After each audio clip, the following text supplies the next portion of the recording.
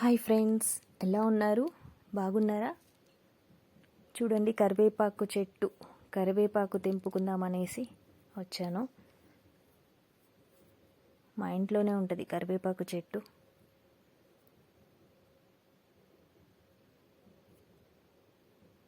కొంచెం కరివేపాకు పొడి చేద్దామనేసి తెంపాను. కానీ అప్పటికప్పుడు చెట్టు మీద నుంచి కరివేపాకు తెంపితే మంచి ఫ్లేవర్, మంచి వాసన బాగుంటుంది ఫ్రెండ్స్. ఫ్రెష్గా ఉంటుంది కదా.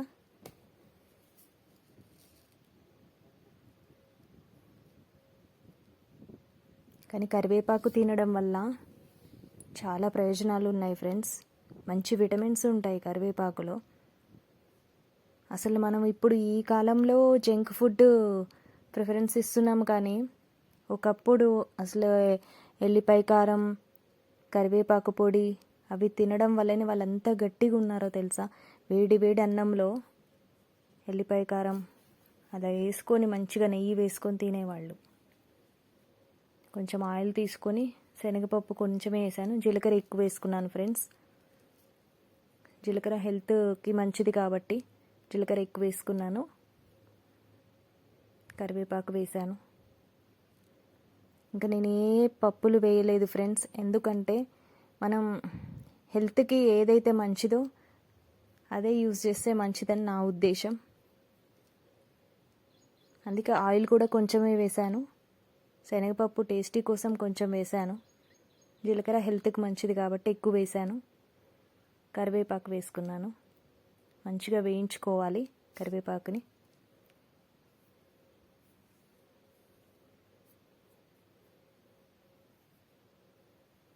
మనకి కోల్డ్ ఉన్నప్పుడు బాగా జలుబు చేస్తుంది కదా ఫ్రెండ్స్. అలా ఉన్నప్పుడు ఈ కరివేపాకు పొడి వేడి వేడి అన్నంలో, దోశలలో, ఇడ్లీలలో అలా తీసుకుంటే గొంతు కూడా సాఫ్ట్ మంచిగా అనిపిస్తుంది.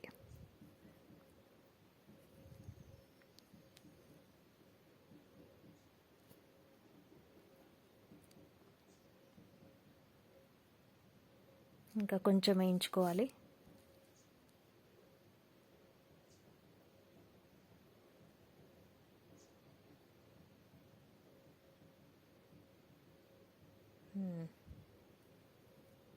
కొంచెం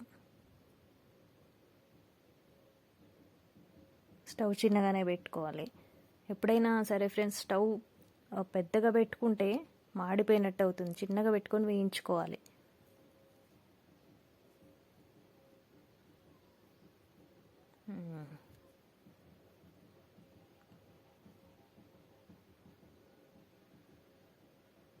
ఓకే, వేగిపోయింది ఫ్రెండ్స్ కరివేపాకు.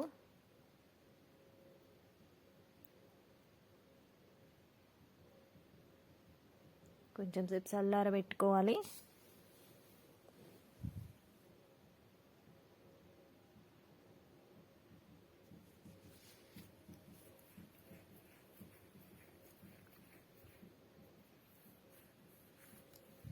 ఈలోపు ఎల్లిపాయలు తీసుకోండి. కొన్ని ఎల్లిపాయలు తీసుకొని మిక్సీ జార్లో వేసుకొని వేయించుకున్న కరివేపాకు కూడా వేసుకొని తగినంత ఉప్పు వేసుకోవాలి.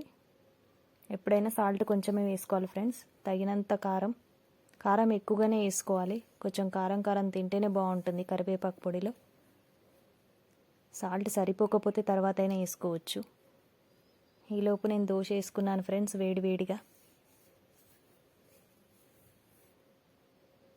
ఇదిగోండి, అయిపోయింది కరివేపాకు పొడి. యాక్చువల్గా నేను పసుపు వేయలేదు ఫ్రెండ్స్. ఇష్టం ఉంటే వేసుకోవచ్చు, లేకపోతే లేదు.